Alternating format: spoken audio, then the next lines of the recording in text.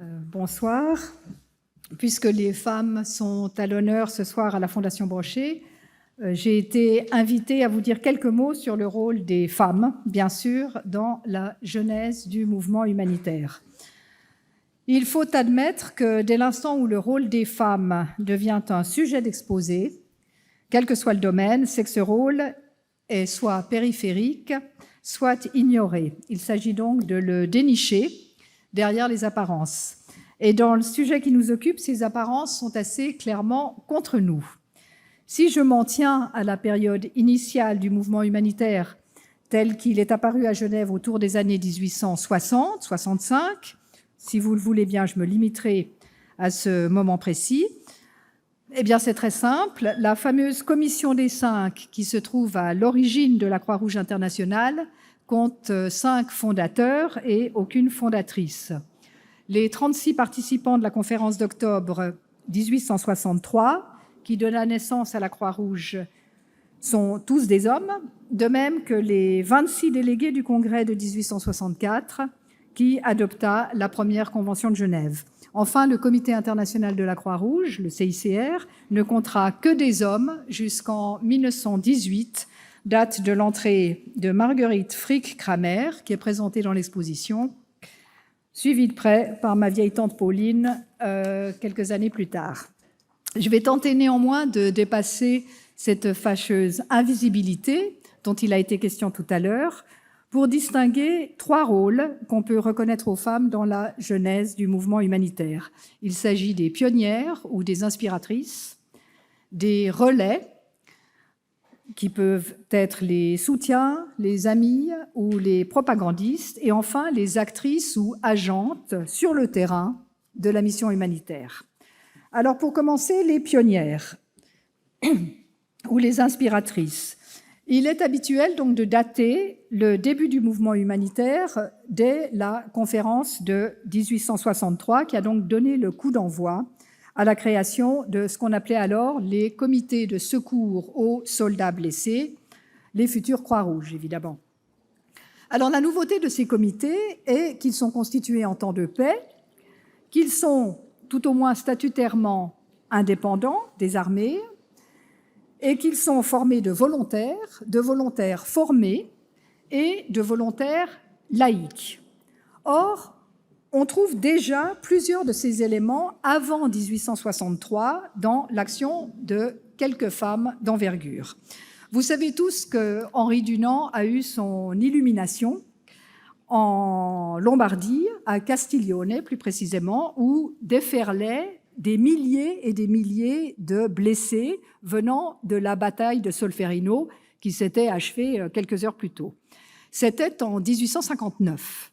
Mais sur le plan de l'idée humanitaire, il y a eu un précédent décisif, c'est la guerre de Crimée, qui s'est déroulée entre 1853 et 1856 et qui opposait donc la Russie à l'Empire ottoman soutenu par les puissances occidentales. On trouve sur ce terrain 3 grandes pionnières. La première est la grande-duchesse Elena Pavlovna, qui est une princesse allemande, devenue par son mariage la belle-sœur du tsar Nicolas Ier, puis la tante du tsar Alexandre II, la passation entre les 2 tsars ayant eu lieu exactement pendant la guerre de Crimée. Alors au moment de cette guerre, cette grande-duchesse fonde un ordre religieux féminin spécialement destiné au secours des blessés. Une première délégation de ses sœurs, qui sont toutes infirmières, part en novembre 1854 en direction de Sébastopol. Il y a quelques années, quand je donnais des conférences, j'expliquais toujours où était Sébastopol. Je crois que je peux m'en passer actuellement, hélas. Donc, il y a un premier départ de sœurs en direction de Sébastopol pour porter assistance aux blessés de l'armée russe. Il y aura en tout 250 départs de ces femmes volontaires, courageuses, formées avant leur départ aux tâches qui les attendent sur le terrain. Et à ce titre, cette Elena Pavlovna est clairement une pionnière de l'aide humanitaire organisée, en tout cas, même si elle est moins connue que l'autre grande pionnière, la fameuse Dame à la lampe. Florence Nightingale, qui part, elle aussi, exactement à la même date, en novembre 1854, mais pour Scutari, elle, de l'autre côté de la mer Noire, dans l'actuelle banlieue d'Istanbul, si vous voulez, pour s'occuper, elle, des blessés britanniques. Elle part avec 38 femmes, dont 16 religieuses, parce que jusqu'alors, ce n'étaient que les religieuses, au fond, qui étaient sur le terrain proche des lieux de guerre ou dans les hôpitaux. Et c'est là la nouveauté, elle part également avec 22 laïques, femmes laïques. Je ne peux pas m'étendre malheureusement sur Florence Nightingale, qui est une femme absolument formidable, parce que je dois avancer, et c'est aussi pendant la guerre de Crimée en 1856 que la Genevoise Valérie de Gasparin lance son appel dans la presse pour envoyer aux soldats ce qu'ils réclament le plus ardemment, à savoir du tabac. À cette époque bénie, on considère l'envoi de tabac comme un geste humanitaire. Enfin, sur un autre continent, mais toujours avant 1863, que j'ai donc pris comme point de repère pour trouver des précurseuses, n'est-ce pas, pour remonter avant la création de la Croix-Rouge, on trouve Clara Barton, qui est la future fondatrice de la Croix-Rouge américaine et qui se bat déjà depuis 2 ans contre l'administration américaine pour pouvoir distribuer du matériel médical aux soldats victimes des combats les plus meurtriers de la guerre de sécession. Donc, toutes ces grandes dames de la philanthropie ont bel et bien précédé de quelques années les fondateurs de la Croix-Rouge, et pas seulement dans l'attention portée aux soldats blessés, bien souvent, mais également sur les autres terrains de prédilection de l'action humanitaire au sens large, esclavage, conditions de détention des prisonniers, éducation des filles. Sur tous ces sujets, j'aurais pu citer également la Britannique Mary Carpenter et l'Américaine Harriet Beecher Stowe, qui, elles aussi, étaient actives avant 1863. Néanmoins, la question demeure la suivante. Ces pionnières ont-elles inspiré Dunant et ou Moignet dans la création de la Croix-Rouge? À dire vrai, ce n'est pas criant. Henri Dunant rend hommage à l'intervention d'Elena Pavlovna en Crimée dans un souvenir de Solferino. Il lui envoie bien sûr son livre et il lui rendra visite au moment de la conférence d'octobre 1863 à Ouchy, où se trouve la Grande-Duchesse. Mais très nettement, il compte surtout sur elle comme propagandiste auprès du tsar pour défendre les idées formulées dans le souvenir de Solferino, ce qui la place plutôt dans le deuxième groupe que j'ai identifié, celui des soutiens.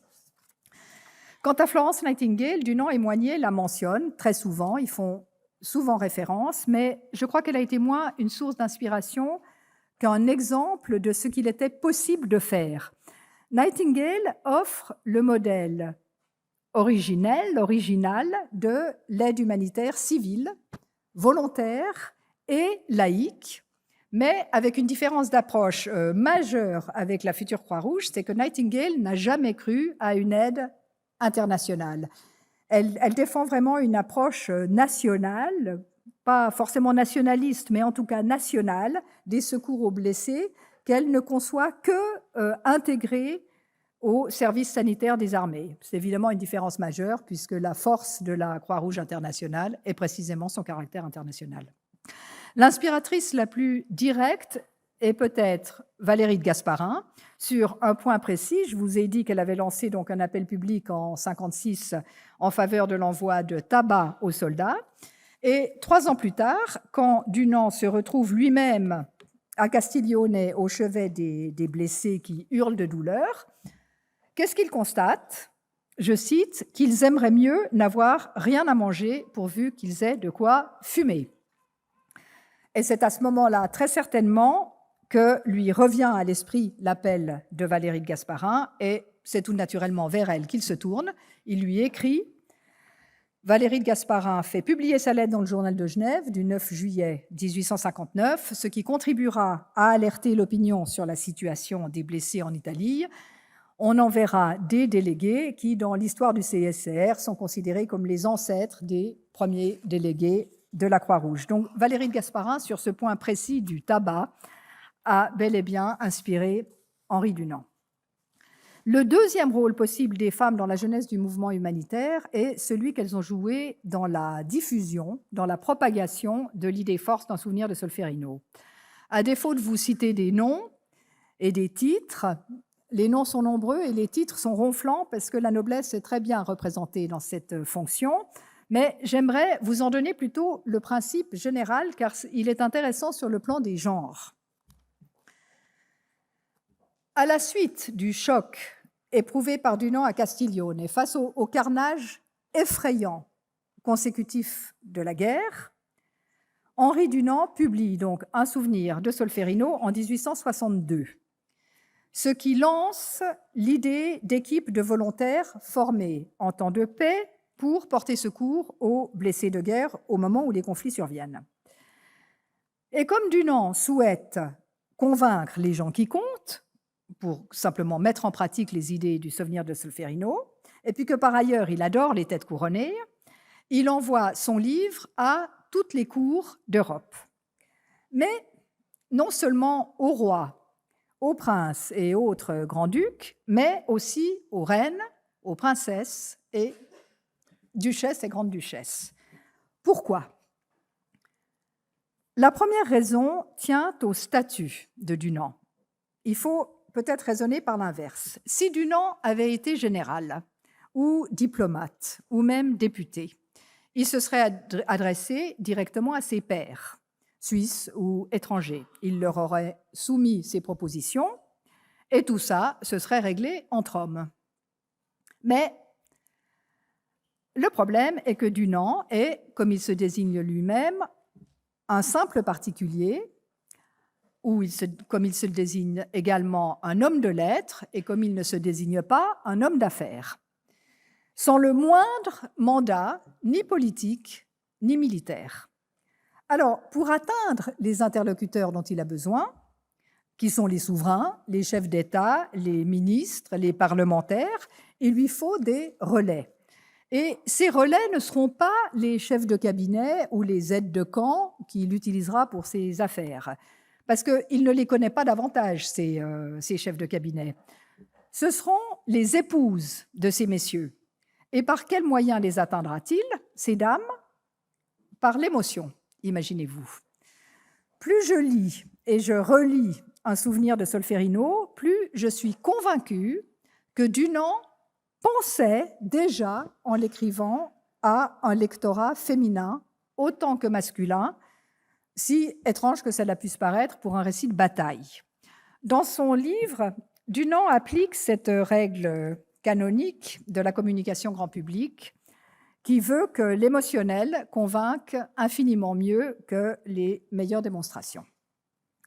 Et une lecture attentive du texte me semble révéler en plus une volonté délibérée d'émouvoir les femmes. Dans la plus pure manière romantique, il y a parmi les blessés décrits par Dunant dans son livre, je cite, « un fils, idole de ses parents, élevé et soigné pendant de longues années par une tendre mère. » On ne sait pas comment il le sait, mais il le dit. Plus loin, le corps d'un jeune homme sur lequel on trouve, je cite encore, « le portrait d'une femme âgée, sa mère sans doute. » Plus loin encore, un jeune sergent amputé qui est, je cite, « le seul soutien de sa mère âgée et infirme. » Ailleurs encore, c'est un fils unique qui aurait tant voulu embrasser sa mère avant de mourir. Et chez tous ces blessés, enfin, qui vous serrent le cœur vraiment à la lecture, je cite encore, « une de leurs pensées dominantes, lorsqu'ils ne sont pas trop cruellement souffrants, c'est le souvenir de leur mère et l'appréhension du chagrin qu'elle éprouvera en apprenant leur sort. » Donc, devant de pareils tableaux qui sont récurrents dans le livre, aucune mère digne de ce nom, et surtout digne de ce siècle qui est gagné depuis peu aux vertus de la maternité, aucune de ces mères ne pourra résister à la cause de l'auteur. C'est l'émotion des lectrices du souvenir de Solferino qui en fait ses meilleurs propagandistes. Ce sont les femmes qui pleureront les premières, qui pousseront leur mari à lire le livre, qui l'encourageront ensuite à défendre les thèses, qui soutiendront sans faille les futures Croix-Rouges. Et c'est exactement ce qui va se passer. Les femmes seront les meilleures propagandistes de Dunant et de la future Croix-Rouge. Le troisième rôle que j'ai mentionné étaient les activistes de terrain. Dans l'élan charitable du XIXe siècle, si l'on devait distribuer les rôles archétypaux des hommes et des femmes sur une échelle allant du plus symbolique au plus concret, au plus prosaïque, on trouverait les femmes aux deux extrémités.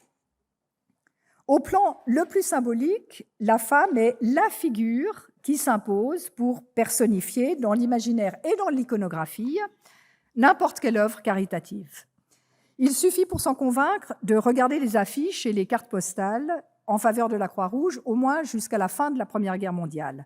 La femme domine en souveraine les images censées figurer la mission humanitaire. La vocation maternelle des femmes est la métaphore obligée pour tout ce qui s'apparente à la compassion, à la consolation et aux soins, bref, au care ou au caring, en un mot, et inversement, tout ce qui relève de la compassion et des soins est forcément maternel. Florence Nightingale, qui est restée célibataire jusqu'à la fin de sa vie, parle constamment de ses enfants, textuellement, pour désigner les soldats de Crimée dont elle s'est occupée. Ça, c'est pour le plan le plus symbolique. À l'autre bout de l'échelle, au niveau le plus concret, au plus près des besoins corporels, dans la sciure et la sueur, aurais-je envie de dire, on retrouve les femmes et pour la même raison. C'est de nouveau leur vocation de mère qui les prédisposerait, comme une sorte d'aptitude génétiquement programmée, à faire de la charpie, à laver les plaies, à panser les blessures et à consoler. Cette disposition naturelle des femmes est aussi peu questionnée sur le plan concret que l'association des femmes à la charité sur le plan symbolique. Preuve en est la ligne de défense de Gustave Moynier. En 1872, Gustave Moynier préside donc le CICR à partir de 1864 et en 1872, Dunant est déjà hors course, il a été exclu du CICR. Donc ce Gustave Moynier justifie de la manière suivante la restriction du rôle des femmes au sein de l'organisation de la Croix-Rouge. Je le cite un peu longuement. On a reproché à la conférence d'avoir exclu les femmes de ce mouvement, mais cette accusation repose sur une hypothèse gratuite que rien ne justifie. Je saute un passage. Si les femmes ont un droit incontestable à faire partie des associations pour secourir les blessés, peut-on dire que leur place soit aussi nettement marquée au sein des comités directeurs? Nous n'en sommes pas convaincus. Elles seront infiniment précieuses au moment de l'action, lorsqu'il y aura de malheureuses victimes à soulager, et l'on devra leur faire alors une belle et large part, mais pour des fonctions purement administratives, entendez directoriales, elles paraissent en général moins bien qualifiées. Nous estimons donc que la direction ne devrait appartenir qu'aux hommes. Fin de citation. Je conclurai mon propos, parce que le temps passe, sur la question de l'impartialité. Au fond, le rôle attribué aux femmes dans les débuts de la Croix-Rouge, puisque je me suis limitée à cette période, ce rôle tient autant à ce qu'on croit qu'elles sont qu'à ce qu'elles ne sont pas. Au risque d'un truisme, les femmes ne sont pas des soldats, ce qui, en temps de guerre, leur confère tacitement une sorte de statut hors combat, hors champ, qui les prédisposerait au mouvement humanitaire naissant pour d'autres motifs que leur simple disponibilité par le fait qu'elles ne sont pas au front. Le seul fait de ne pas porter d'armes donnerait aux femmes une impartialité qui les fait compatir aussi bien au sort du soldat X de l'armée X' qu'au soldat de l'armée Y, c'est-à-dire au sort de tous ces jeunes gens qui souffrent et qui tombent et qui pourraient tous être leurs fils, amis ou ennemis. C'est un des thèmes que privilégie Dunant dans un souvenir de Solferino et dont il fera l'argument clé des futures sociétés de secours. Les femmes de Castiglione soignent indifféremment les alliés et les ennemis, car elle les voit comme tutti fratelli, formule dont l'ambiguïté est bienvenue, parce qu'on peut comprendre tous frères entre eux ou tous mes frères, nos frères. Ce tutti fratelli exprime, dit Dunant, la vraie fraternité dont sont capables les femmes, je cite encore, pour réparer le mal causé par l'autre moitié du genre humain. Ne vous sentez pas visé, mais c'est bien de vous qu'il s'agit. C'est donc cette commisération impartiale, universelle, présentée par Dunant comme un trait naturel des femmes qui offre le modèle de l'idée humanitaire et qui atteste surtout de la faisabilité d'un mouvement qui s'en inspirerait si tant est que l'autre moitié du genre humain soit d'accord de s'y mettre aussi. À cet égard, ce sont donc bien les femmes de Castiglione, ces femmes faibles et ignorantes, comme les décrit Dunant, dans ses propres termes, qui sont ces véritables inspiratrices, puisque leur action contient en germe le principe de l'aide humanitaire civile, désintéressée, bien sûr, indépendante et impartiale. Alors, comme vous le savez, il est malvenu de nos jours de supposer des vertus féminines ou masculines, mais en 1863, cette composante féminine de l'élan humanitaire allait probablement de soi, même si tous ces messieurs à barbe et à rouflaquettes rebondis ont préféré rester entre eux aussi longtemps que possible. Le fait est que leurs réticences ont fini par devoir céder devant la formidable ténacité humanitaire des femmes, et c'est bien à cette ténacité que l'exposition rend hommage, si on peut parler d'hommage dans le cas particulier. Je vous remercie.